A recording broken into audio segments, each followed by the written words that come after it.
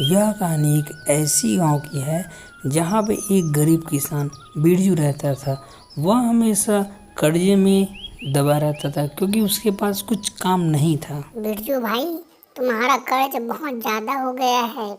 तुम अपना कर्ज कब तक दे दोगे? यह बात मुझे पूरी तरह से बता दो, क्योंकि तुम्हारा ब्याज बहुत ज्यादा हो रहा है। ऐसे में तो तुम्हारी पूरी जमीन मेरे नाम करनी होगी फिर तो। अरे चिंटू के पापा, तुम कब तक इधर उधर भटकते रहोगे? कम से कम कुछ अच्छा सा काम देख लो ताकि तुम्हारा परिवार अच्छे से चले। अब तो चिंटू भी स्कूल जाने लायक हो गया है, तुम कुछ काम करते नहीं तो चिंटू स्कूल जाएगा कैसे? दो पैसा घर में लेकर आओ। घर और जमींदार से परेशान होकर बिरजू अपने कहीं दूसरे गांव में व्यापार करने चला जाता है। उसको सामने एक जंगल दिखाई देता है। वह दूसरे गांव नहीं जाकर उस जंगल की ओर अब बिरजू पानी के रास्ते ऐसी जगह जाना चाहता है जहाँ पर लकड़ियाँ हों। वह लकड़ी बेचकर कुछ पैसे घर लाना चाहता है। उसी टाइम वह एक ऐसी जगह चला जाता है जहाँ पर एक बंदर पेड़ पे बैठा हुआ था और एक हाथी उसको घूर कर देख रहा था। ऐसा लग रहा था कि हाथी बंदर को मार देगा। तभी अचानक बिरजू के मन में यह बात चलता रहता था। बंदर का कलर अचानक बदल जाता है, हाथी उसके पास आ जाता है।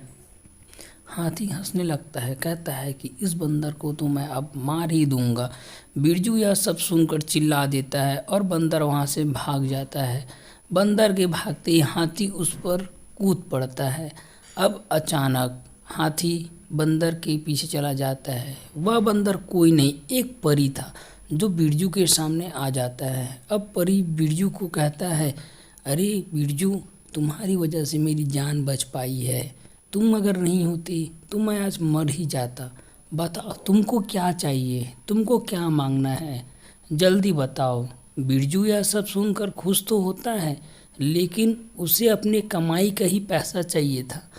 बिरजू परी से कोई भी वरदान नहीं मांगता और वह अपना पगड़ी पहनकर गांव की ओर चलने लगता है।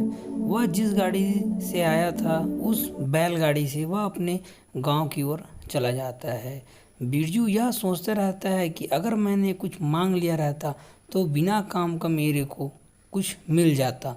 तो बिरजू को यह सब चीज़ पसंद नहीं था। फिर वह बिरजू अपने घर की ओर आ जाता है। उसकी बीवी उसको बहुत ही सुनाती है और कहती रहती है कि तुम कुछ काम नहीं करते, काम के लिए तो जाते हो लेकिन फिर से वापस आ जाते हो।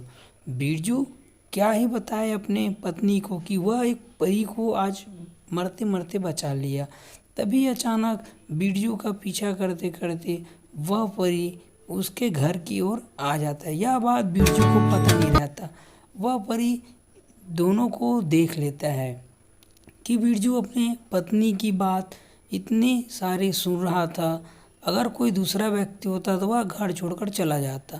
परी को यह सब सुनकर बहुत दुखी हुई और परी ने कहा कि इस बिरजू का तो मदद करना ही पड़ेगा, लेकिन यह बिरजू मेरी बात नहीं मानेगा, मेरे को पता है। यह परी यह सब बोलकर चली जाती है। अब बिरजू